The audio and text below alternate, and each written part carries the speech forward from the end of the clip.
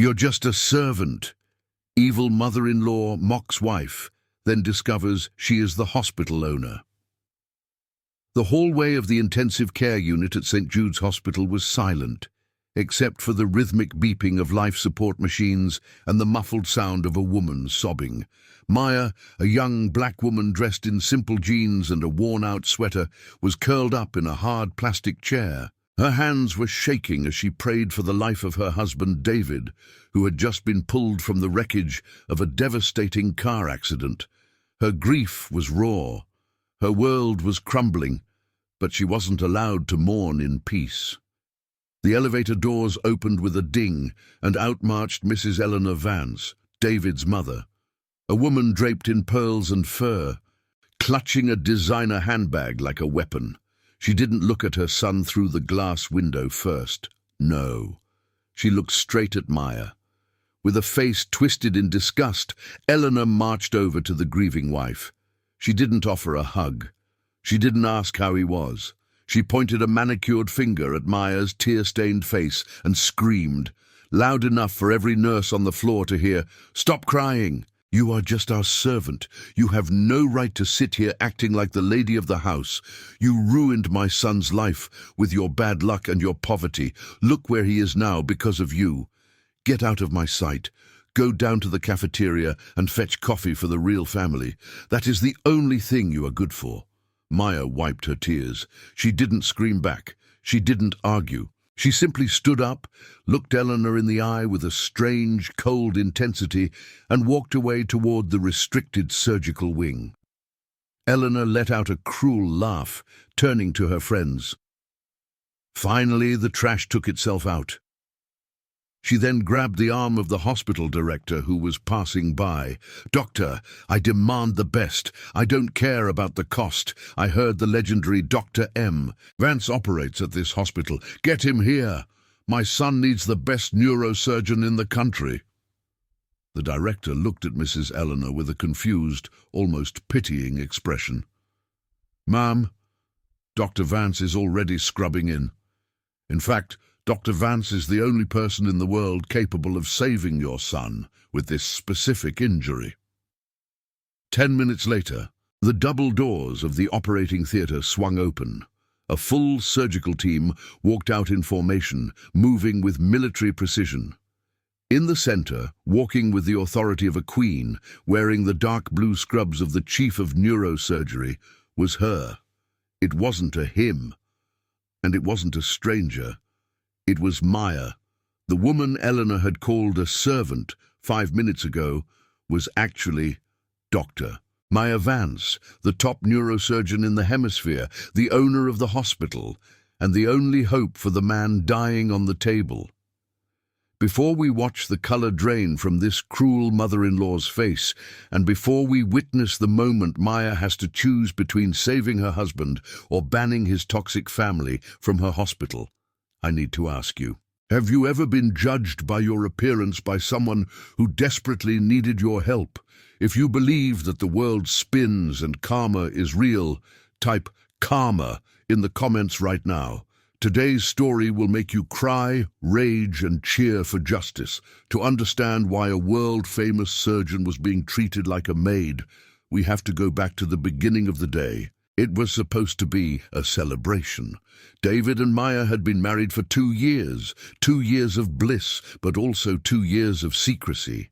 David was the heir to the Vance shipping fortune, old money, rigid traditions, and a mother Eleanor who believed that bloodlines mattered more than character. Maya, to Eleanor, Maya was a nobody. A girl David met at a charity event. Maya never talked about her job. She never flaunted money. She drove a Honda. She wore minimal makeup. She wanted David to love her for her, not for her resume. So David knew she was a doctor, but even he didn't grasp the magnitude of her fame. He thought she was a resident or a general practitioner. He respected her privacy.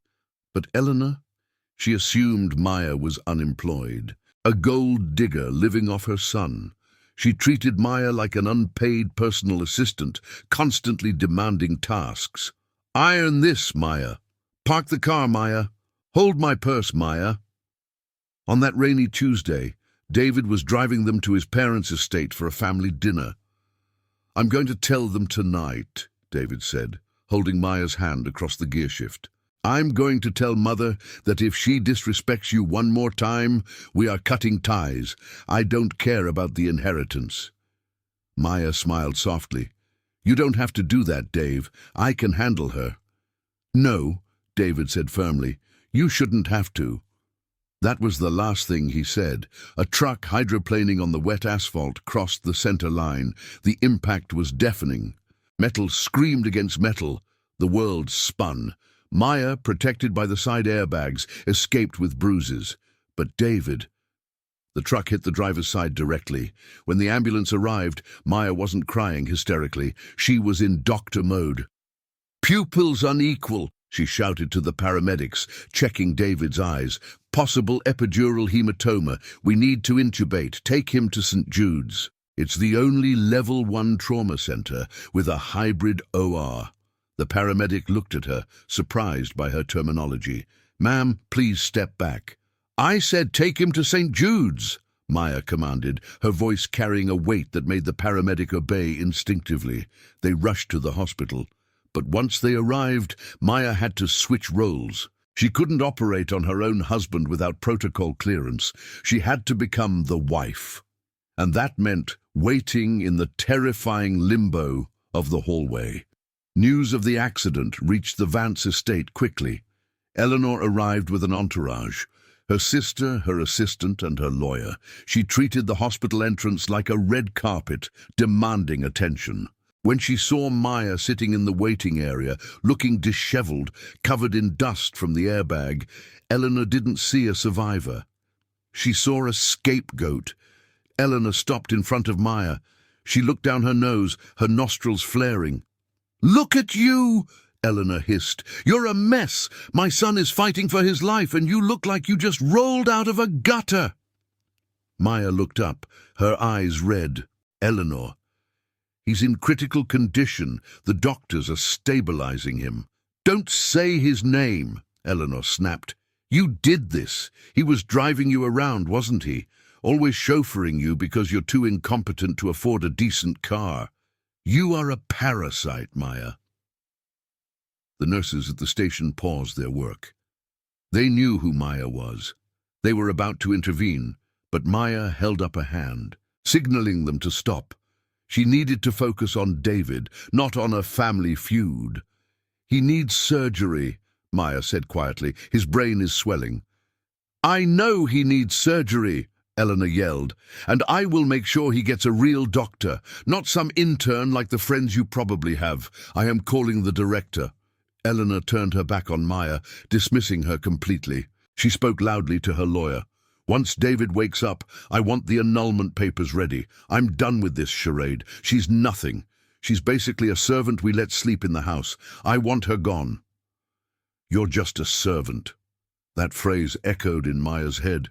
It wasn't the first time Eleanor had used it. At Thanksgiving, Eleanor had made Maya clear the table while the rest of the family had dessert. At Christmas, Eleanor gave Maya a vacuum cleaner as a gift, so she could be useful. Maya stood up. The sadness in her eyes was replaced by a cold, surgical focus. She checked her watch.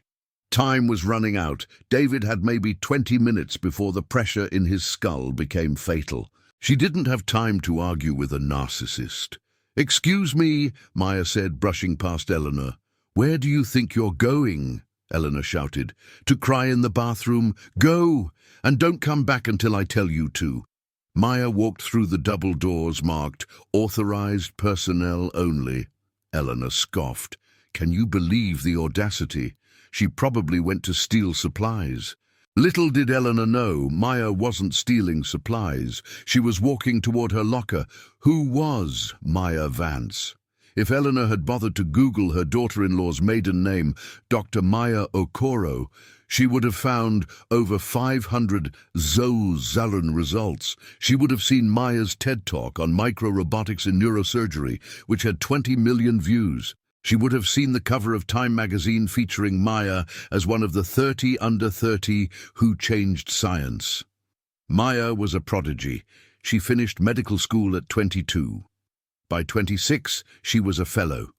By 29, she had patented a surgical device that reduced brain damage in stroke victims by 40%. That patent alone made her a multimillionaire. She bought St. Jude's Hospital 3 years ago when it was facing bankruptcy. She revamped it, hired the best staff, and kept her ownership quiet because she wanted the hospital to be about care, not celebrity. She met David at a gala where she was the keynote speaker, but she had slipped out the back to get fresh air, and he found her there. He thought she was shy. He liked that she was quiet. She never corrected him because, for the first time, a man was interested in her heart, not her brain or her bank account. But hiding her identity had a cost. It allowed women like Eleanor to project their prejudices onto her. Eleanor saw a black woman from a modest background and filled in the blanks with stereotypes. Inside the locker room, the atmosphere changed instantly. As soon as Maya walked in, the chatter stopped. Dr. Holloway, the senior trauma surgeon, stood up. "Dr. Vance, we heard about the accident. We are so sorry. We have Dr. Stevens prepping, but—" Maya walked to her locker. She stripped off her street clothes. "Stevens is good," Maya said, her voice steady, "but he hasn't done a temporal craniectomy with this level of edema. I'm doing it." "But Dr." Holloway hesitated. "It's your husband. Protocol says—" Maya turned. She was now in her scrubs. She tied her hair back into a surgical cap. She put on her magnifying loupes. She looked terrifyingly competent. "Protocol says the best surgeon available takes the case," Maya stated. "Is there anyone in this building better than me?" Holloway swallowed hard. "No, ma'am." "Then prep or one. I want the 3D imaging up. I want the robotic arm calibrated. And I want the gallery blinds closed. I don't want his mother watching me work." "Understood." Maya scrubbed her hands. The soap smelled of antiseptic and focus. She looked in the mirror. She wasn't David's wife right now. She wasn't the victim. She was the mechanic of the human mind. She took a deep breath. "Hold on, David," she whispered. "I'm coming." She walked out of the locker room, her hands held high in the sterile position. 2 nurses ran ahead to open the doors. She was walking into the war zone. And outside in the hallway, Eleanor was still shouting at the receptionist, demanding to see the famous Dr. Vance. The irony was about to hit her like a freight train. While Maya was scrubbing in, fighting to suppress her terror and channel her genius, Eleanor Vance was causing a scene in the lobby that would go down in hospital history. She had cornered the hospital director, Dr. Arris, a frantic man who was trying to manage the situation without violating HIPAA laws. "I want to see the surgery," Eleanor demanded, slamming her designer purse on the reception desk. "I am his mother. I have the right to supervise. I don't trust your staff." "Mrs. Vance, that is highly irregular," Dr. Arris stammered. "The observation gallery is for medical students and residents only. It's a sterile environment." "I don't care about your rules," Eleanor shouted. "Do you know how much my family donates to medical charities? I could buy this building and turn it into a parking lot. Take me to the gallery, or I will call the governor." Dr. Arris sighed. He knew who was operating. He knew Maya Vance owned the hospital. And he knew Maya would probably want Eleanor to see exactly who saved her son, eventually. "Fine," Dr. Arris said, adjusting his glasses. "But you must remain silent. If you speak, the intercom will be cut. Follow me." He led Eleanor and her silent, terrified husband up to the viewing gallery. It was a glass-walled room overlooking Operating Theatre 1. From up there, the patient was just a body draped in blue, sterile sheets. The only part visible was the surgical site on the skull. The surgical team was already assembled. They stood around the table like high priests at an altar. In the center, standing on a step stool to get better leverage, was the lead surgeon. She was fully covered, Blue gown, blue cap covering her hair, mask covering her face, and specialized magnifying loupes over her eyes. It was impossible to tell her gender, race, or age. She was just a pair of hands. Eleanor pressed her face against the glass.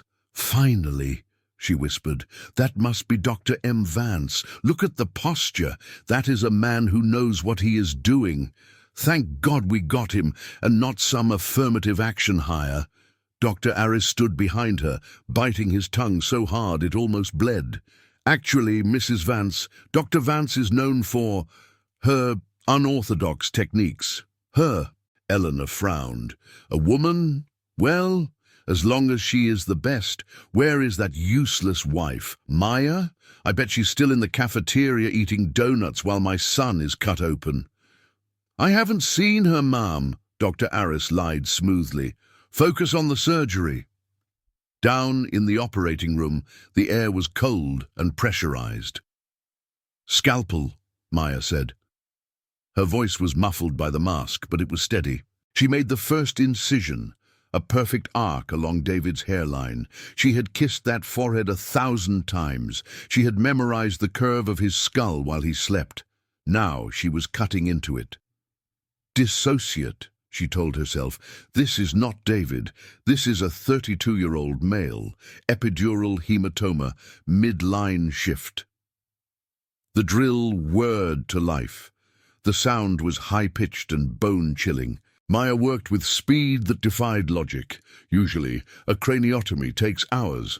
She was moving in minutes. "Bone flap removed," she announced. "Hand me the retractors. Gentle. The dura is under extreme pressure." She looked at the monitor. The brain was swelling rapidly. It was angry, red, pulsing against the membrane. "He's herniating," the anesthesiologist announced, his voice rising an octave. "Heart rate dropping, BP spiking, Cushing's triad, we're losing him." Up in the gallery, Eleanor gasped. "What's happening? Why are the alarms beeping? Is she killing him? I knew it. A woman can't handle the pressure." Down below, Maya didn't flinch. "Push mannitol," she ordered. "Hyperventilate to CO2 of 30. I need more room." She reached for a specialized instrument, a tiny, robotic microcatheter. This was her invention, the Vance protocol. Most surgeons would try to stop the bleeding first. Maya knew she had to drain the pressure from the deep ventricles, or he would be brain dead before the bleeding stopped. She inserted the catheter. It was a blind move. She had to guide it by feel, navigating through the swollen tissue without hitting the eloquent cortex, the part of the brain that makes David David. 1 millimeter to the left, he loses his speech. 1 millimeter to the right, he never moves his legs again. The room held its breath. Maya closed her eyes for a split second, feeling the resistance of the tissue through the instrument. "Trust your hands, Maya."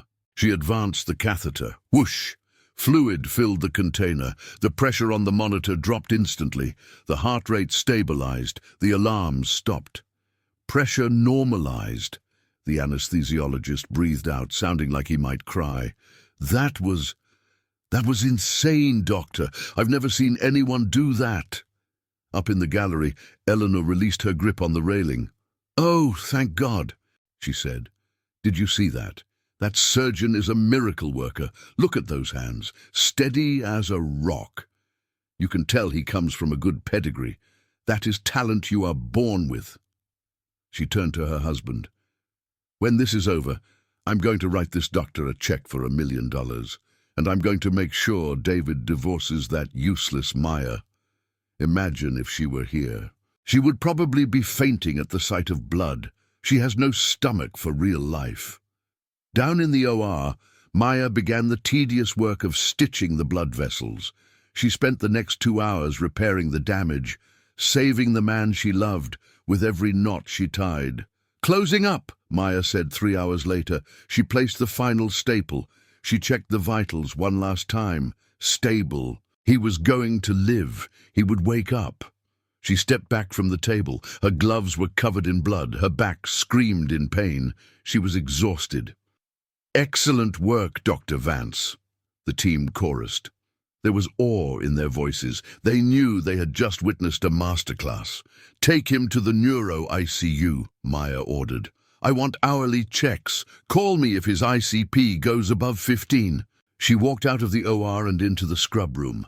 She ripped off her bloody gown and gloves. She kept her cap and mask on for a moment, leaning against the sink, letting the tears finally fall.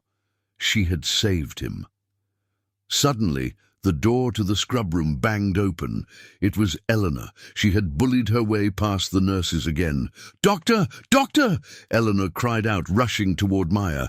She didn't recognize her daughter-in-law in the blue scrubs, with the cap pulled low and the mask still hanging from one ear.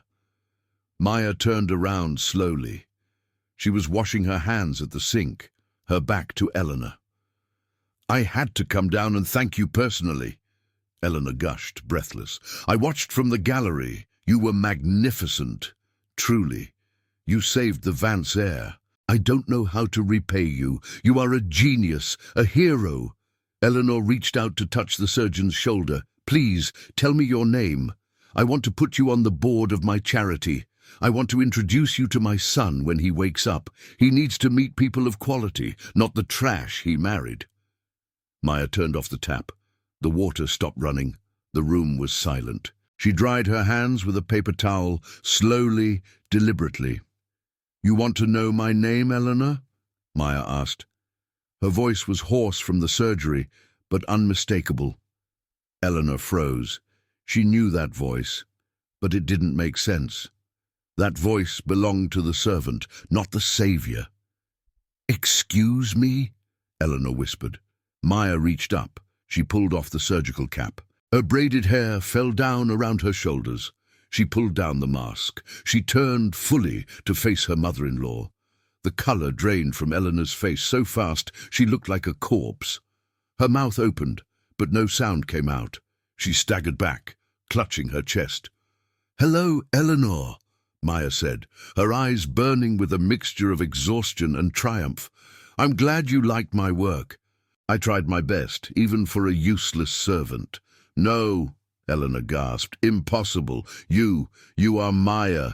You park cars. You can't be." "Dr. Maya Vance," she corrected, "chief of neurosurgery, owner of St. Jude's Hospital, and the woman who just spent 4 hours with her hands inside your son's brain while you insulted me from the cheap seats." Maya took a step forward. Eleanor took a step back, hitting the wall. "You said I ruined his life," Maya said softly. "I just gave it back to him. Now get out of my scrub room. It's for sterile personnel only, and your attitude is very, very dirty." For a moment, the only sound in the scrub room was the humming of the sterilization machines. Eleanor Vance looked as if she had swallowed glass.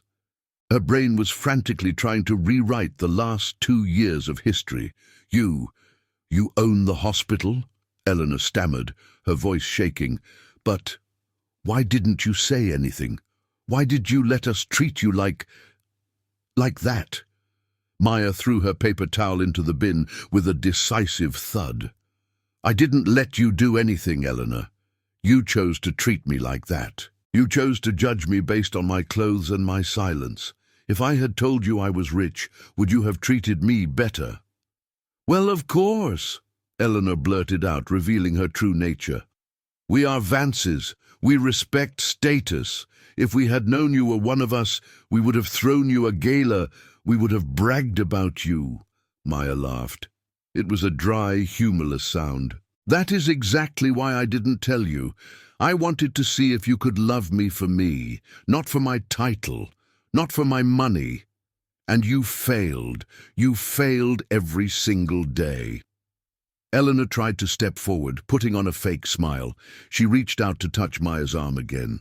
"Oh, darling, let's put this behind us. It was all a misunderstanding. You know how protective I am of David. Stress makes us say crazy things. Now that we know the truth, we can be a real family. Imagine the power couple you two are. We can merge the shipping empire with your medical empire. We will be unstoppable." Maya stepped back, dodging the touch. "Stop!" Maya commanded. "You are not looking at a business merger. You are looking at the woman you called a servant an hour ago. And right now, as the owner of this facility, I am revoking your visitation rights." "What?" Eleanor shrieked. "You can't do that. He is my son." "He is my patient," Maya countered coldly. "And protocol dictates that stress hinders recovery. You are stress, Eleanor. Security will escort you to the waiting room. If you cause a scene, they will escort you to the parking lot." Maya pressed a button on the wall intercom. Code grey to the scrub room. Escort needed. 2 burly security guards appeared within seconds. Eleanor was dragged away, screaming, "I'll sue you, you ungrateful brat! I'll write you out of the will!" Maya watched her go. She felt a weight lift off her shoulders. She wasn't hiding anymore. 24 hours later, in the private suite of the neuro ICU, the room was filled with flowers sent by the hospital staff, not by David's family. Maya sat by the bed, holding David's hand. She hadn't slept. She was still wearing fresh scrubs, watching the monitors like a hawk. David stirred, his eyelids fluttered. "Maya," he croaked. His voice was weak, dry as sandpaper. Maya jumped up. "I'm here, Dave. I'm here. Don't try to move. You had surgery." David opened his eyes. He blinked, trying to focus. He saw Maya. He saw the tears running down her face. You look tired," he whispered, trying to smile. "I've had a long day." Maya chuckled through her tears. "I had to fix a very stubborn brain." David looked around the room. He saw the high-tech equipment. He saw the view of the city. He saw the chief of surgery badge clipped to Maya's scrub top. He squeezed her hand weakly. "You did it, didn't you?" David whispered. "You operated." Maya froze. "I had to, David. There was no one else. I broke our rule about keeping work separate. I'm sorry." David shook his head slightly. "Don't be sorry. I knew. If anyone could fix my hard head, it was you." He paused, taking a breath. "Where is Mother?" Maya stiffened. "She's downstairs. David, she knows. Everyone knows. I couldn't hide it anymore." David closed his eyes for a moment. When he opened them, there was clarity. "Good," he said. "I was tired of pretending you were small, just so she could feel big." Just then, the door opened. Despite the security, Eleanor had managed to talk her way past a sympathetic nurse. She burst into the room. "David! Oh, my baby!" She rushed to the bed, practically shoving Maya aside. "David, are you okay? Oh, thank God! Listen to me. We have so much to talk about. Did you know your wife is a millionaire? Why didn't you tell me? We have to restructure the family trust. We have to plan a press release." David pulled his hand away from his mother. The movement caused the monitors to beep faster. "Mother!" David rasped. "Hush, darling, save your strength," Eleanor babbled. "Maya, get him some water. Oh, wait, I forgot. You're a chief surgeon now. I'll get it, see? I can be helpful." "Mother, stop," David said louder this time. The pain in his voice silenced the room. He looked at Eleanor. "I almost died yesterday." "I know," Eleanor cried. "It was terrible, but Maya saved you. She's wonderful. We love her now." David looked at Maya, then back at his mother. "You love her now?" David asked. "Because she has a title? Because she has money?" "Well, it changes things, David. We have standards." David closed his eyes. "Get out." Eleanor blinked. "What?" Get out," David repeated. "Maya saved my life, but you made my life miserable for 2 years because you thought she was poor. You insulted her while I was dying. I heard you, Mother, even in the ambulance. I heard how you talked to her." "I was upset." Eleanor defended herself. "You were cruel," David said, "and I'm done. I don't want your money. I don't want the shipping company. I just want my wife. My brilliant, beautiful, rich wife who never asked me for a dime. Go home, Mother."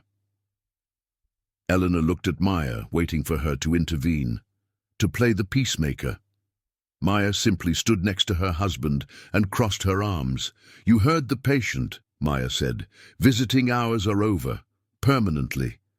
Eleanor left the room. She walked out alone into a hallway filled with nurses who knew exactly who she was and what she had done. For the first time in her life, Eleanor Vance felt small. Maya and David recovered. It took months of rehab, but David walked again. They didn't hide anymore. They became a power couple in the truest sense, using their combined resources to open clinics in underserved communities. Eleanor tried to reconcile when she realized she was cut off from her son and his new life, but the damage was done.